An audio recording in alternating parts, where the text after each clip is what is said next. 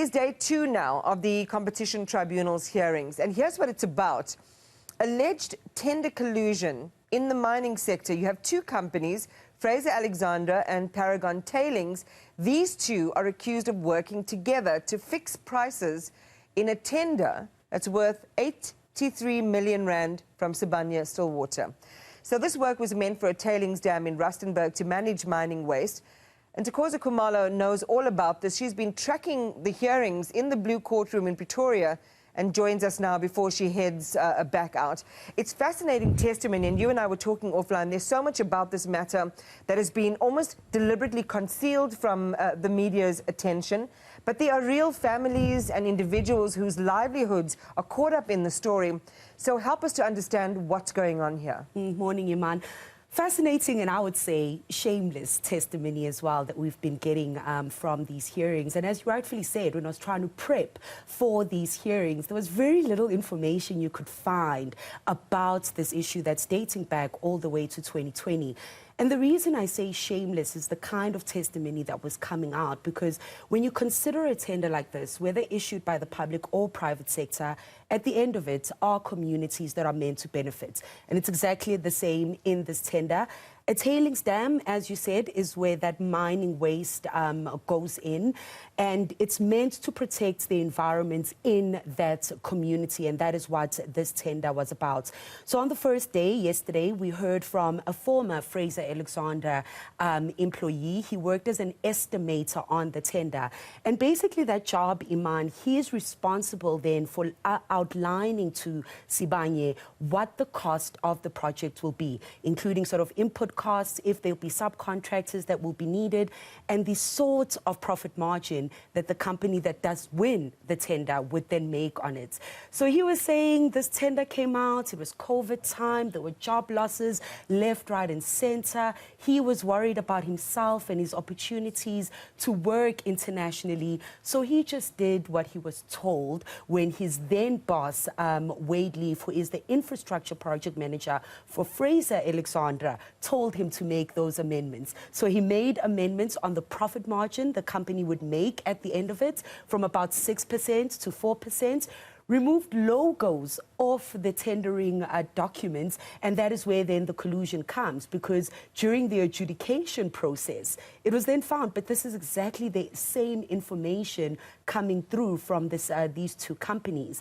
So what Wade Leaf allegedly did, who was the infrastructure project manager for Fraser, was to give that information or the bidding information to the competitor, being Paragon Tailings, so that if they do win the contract, he could then come on as a subcontractor.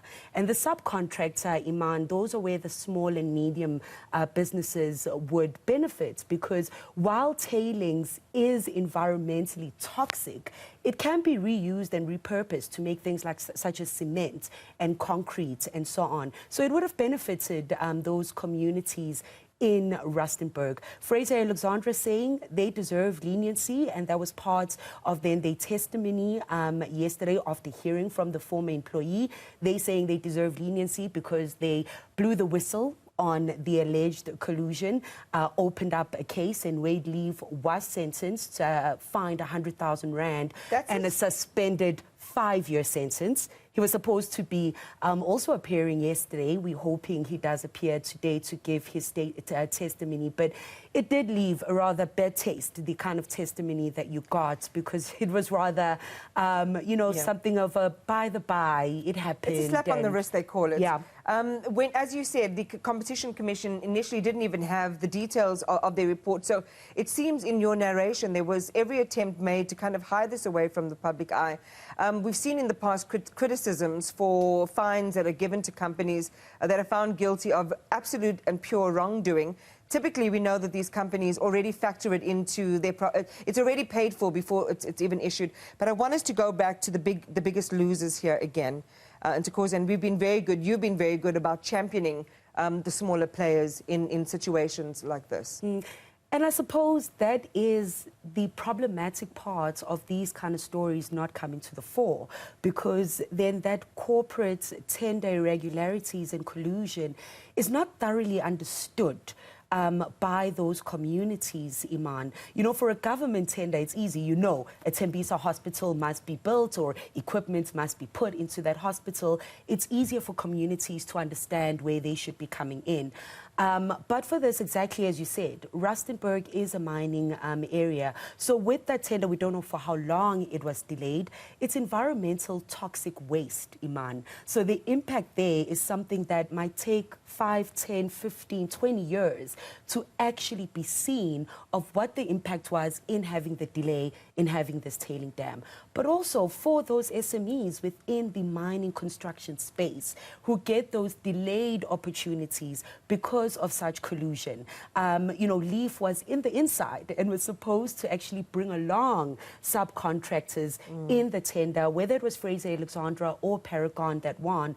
But instead, he positioned himself for the opportunity. And often, I think this case, what it brings to light, is that how it perhaps plays out, that people who are supposed to just put out the tender, bring in more players in, take the cake rather for themselves. Let's hear from the Competition Commissioner then, Mokhale Mohlala, and what he had to say. We are responsible to prosecute collusive tendering, and after the perpetrators of this collusion are found guilty, so anyone who is affected by the collusion can take up the claims for several damages. So if Sibanye decided, which we don't know, we're hearing from them, decided that they are not going to claim damages, that is their issue, but it doesn't affect our case at all. Our process that we are currently undertaking here will result in a penalty being levied against the Paragon if found guilty by the tribunal. A criminal process, as you would have heard, it's a process that was initiated by Fraser. It's a separate process from the previous few years. We have cleaned up the sector with very big tenders such as the World Cup, 2010 World Cup Stadia. We prosecuted the Gauteng freeway improvement project.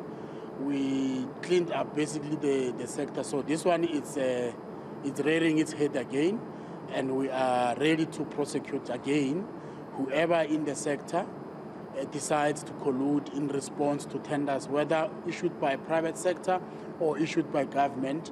We are going to prosecute them. Well, and of course, I don't want to delay you a second more because I know that you've got to make your way with the team to Pretoria to the Competition Tribunal. Bring us more of the story. We need to know how it all ends.